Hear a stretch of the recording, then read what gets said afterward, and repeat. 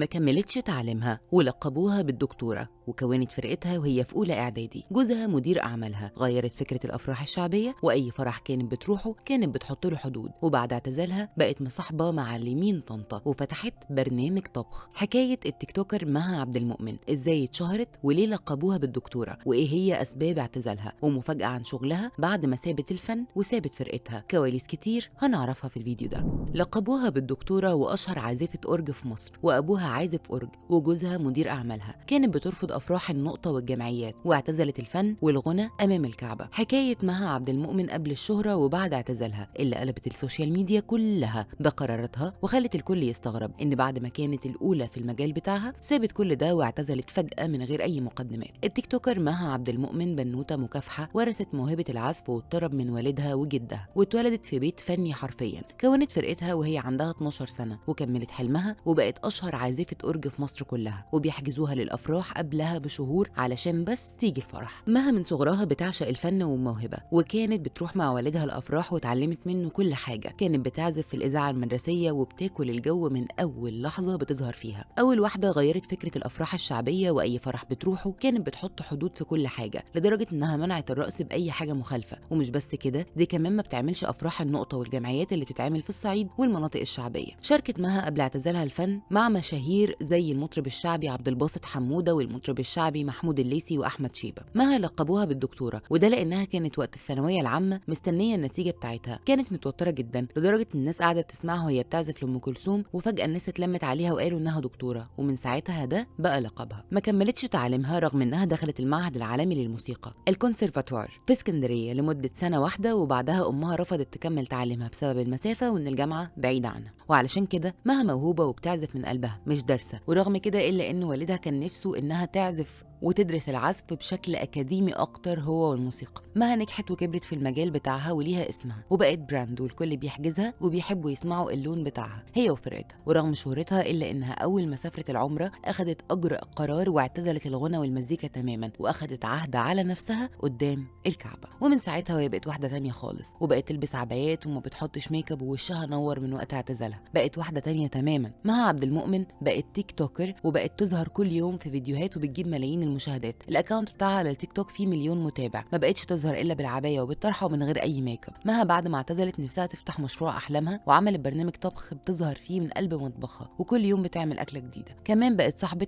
معلمين طنطا كلهم زي ام سعيد وام فاروق، وبتظهر معاهم في فيديوهاتهم. دايما بيشجعوها على قرار الحجاب والاعتزال، وواقفين في ظهرها وقفه رجاله. مش بس كده، دي كمان اخدتهم قدوه وبتلبس زيهم كيلو دهب في ايديها، وظهرت مع المعلمه ام فاروق وهي مش باينه من كتر الدهب اللي كانت في ايديها. يا ترى تفتكروا مها عبد المؤمن هتفتح مشروع بعد ما سابت الفن؟ وايه رايكم في الستايل الجديد بتاعها؟ شاركونا في التعليقات.